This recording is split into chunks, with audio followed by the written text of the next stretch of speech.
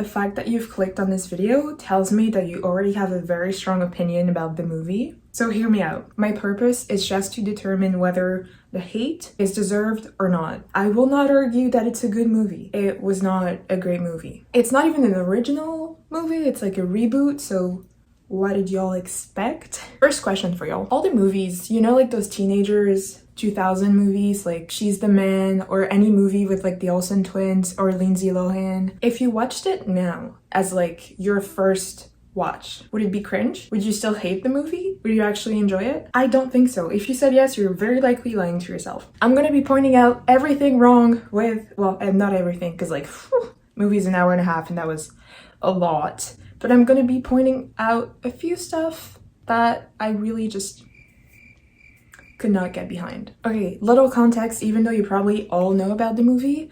Addison Rae is like the main star. She plays Paget, who is an influencer that specializes in like makeovers. That's like her thing. She's great at makeovers. She has a lot of sponsorships. Mom's a single mom that works hard for her to get her into like a good school and get her a new life and all of that. And so she's doing most of the sponsorships to help pay for her fake lifestyle, but also her mom and the apartment they have. First, she's live on whatever app, I'm assuming TikTok, and she just takes her phone, lives. She didn't open it, she didn't unlock it, and we are 1 minute into the movie. I know it's a detail, but at least please make an effort, because she is actually a TikToker, a successful one, so I think she would know better than to not unlock the phone. The one thing I thought was okay was the fact that like when she exits her room, you can see the difference between like her pink perfect lifestyle versus the apartment she's in. I thought it was a good reminder that social media is fake, so I kind of did enjoy that. Don't flame me, I'm not done yet.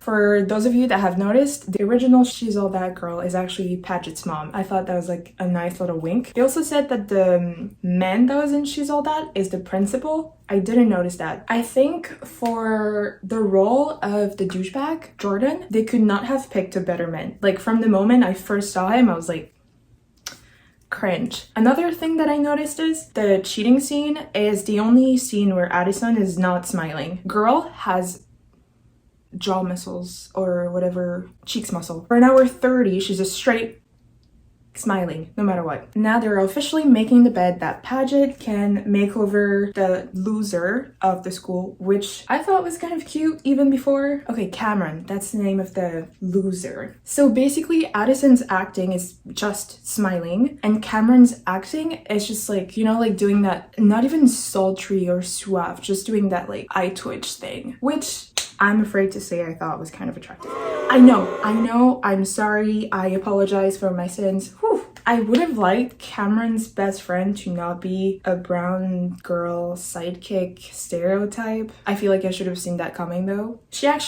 Her acting was actually good. I really liked her. And also, spoiler alert, little rainbow mafia wink between her and like one of Paget's best friends. I think that was necessary. Just my opinion. Again, Paget is just like Addison, her acting is just very robotic. Pause, she's not even giving out the flyers.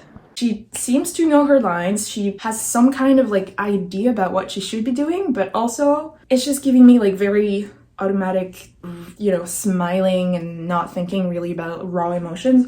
Although, you know, it's a teen movie, so I think I should have known better. Cameron's sister was the best actor on the show. I don't know how old she is. I'll check it out, but I think she played her role perfectly. And then when they found out, spoiler, when they found out about Paget like using him for a bet, using Cameron for a bet and all of that, I was really mad with her, even though like we all know what the story is and how it's gonna end. The horse scene, like fighting and forcing a friendship, really cliche, but I'm really trying to stay not biased because again, I know what Addison's a TikToker and all of that. I'm thinking if there was other actors in a similar movie, in a similar scene from like a 2000 movie, yet again, I feel like that would not have been so cringe. I don't know. Okay, hear me out. I watched it at like 11 p.m. I had nothing else to watch. I was like, oh my god, I want to see what this is all about. So basically I watched the movie before anyone made like any comments or any commentary on it, and now I'm just like rewatching it 2 times fast, just like remembering all the scenes where I was like, ah. throwing horse poo at each other. Yay, that's a friendship forming, I guess. Okay, the pool party. I think we can all agree that Addison's Paget's dance moves are very TikTokist, you know, like all that stuff and like, you know. So low-key I was expecting that, but also if you actually want to make it into Hollywood, I would just expect her to actually have dance moves and not just TikTok moves. Maybe that was a wink to like her actual career or where she came from or anything like that. Maybe it was like a directive decision. I thought it was really, it wasn't High School Musical level. It was just kind of, oh my god, I had to skip forward. I got secondhand embarrassment from it. And not because it's Addison, just because, again, it was a pool party where all of high school is here, her ex is there, whatever. And then randomly, Cameron, the shy loser guy, gets on stage to sing kind of well together. That was actually kind of cute. Again, boo me, I stand by what I said. And then this is where we learn about Cameron's most precious property, a camera that his deceased mom gave to him. Obviously, very important, right? We all agree. If you loved your mom, we all agree. Okay, cool. And then this is the makeover part, which was cringe. She basically just cut his hair and put him in a suit. I was just expecting, like for the queen of makeovers, I was expecting so much more. But again, that's because I already thought he was attractive before the makeover, so maybe I'm fully biased on that. Let me know what you thought, but I was kind of disappointed about this makeover where she basically just changed his clothes, cut a little bit of his hair, and just slid it backwards. And then this is the stupidest moment of the whole movie. No cap. He brings his camera, his mom's camera, okay? Everybody looks beautiful, everybody's on theme. Low-key, that would be a fun party to go to. And then Paget's ex provokes Cameron and they go into like a fist fight because boys will be boys. And Cameron puts the camera at the edge of the swimming pool behind him.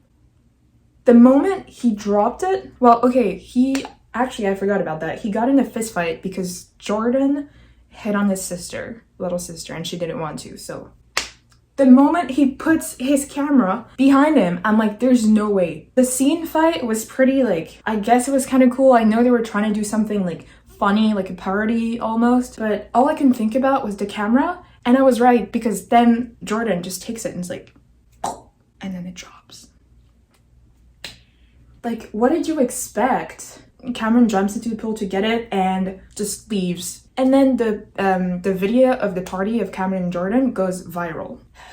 We then realize that one of the two friends is actually double-sided, lived it on purpose, yada yada. It was bad acting. I just laughed. Paget seemed upset. Again, she's still somehow smiling while being upset. I was just a bit confused, personally. They then go into the dark room, the most mysterious room that he's never brought anyone in before. She's about to tell him to kiss. She runs away. Classic movie plot, you know, it's only an hour into the movie. They still have to fit 30 minutes, so I guess it makes sense. Then, the double-sided best friend tells Cameron that he was used in order, like, for a bet, and that Paget actually has no interest in him, which is not the case.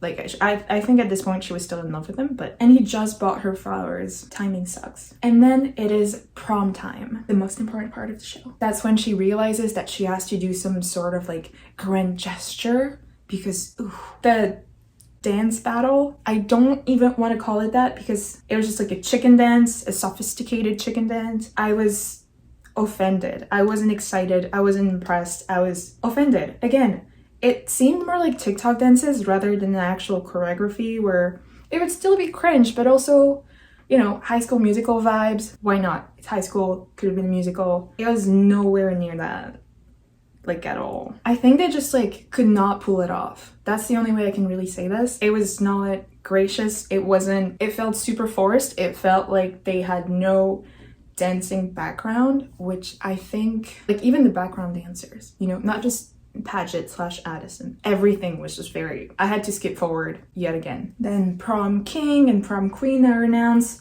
Jordan, the douche, wins. And of course, Paget wins. She decides to... I can't remember what she does. She gives her crown away and is like, I'm not going to be prom queen. And then the ex-best friend gets up on stage and is like, oh, I'm second. And then turns out she's like fourth. I thought that was kind of funny. Also really classic. But we reached the end of the movie where Cameron rides a white horse to prom to forgive Paget for lying and using him. Paget gets back her sponsors and life's all good and they live happily ever after. Until like university, probably. Final scene, they get tattooed the word loser on their, this part, can't remember, forearm? Anyway, this part of the arm. And they travel Europe together, Portugal, Paris, something like that. So, summary. I think this movie was a 2 out of 10. 1 point for the little sister and 1 point for the Rainbow Mafia love story. Even though it felt a bit forced to be like, hey, look, we're inclusive, haha. Representation matters. So, I thought that was okay.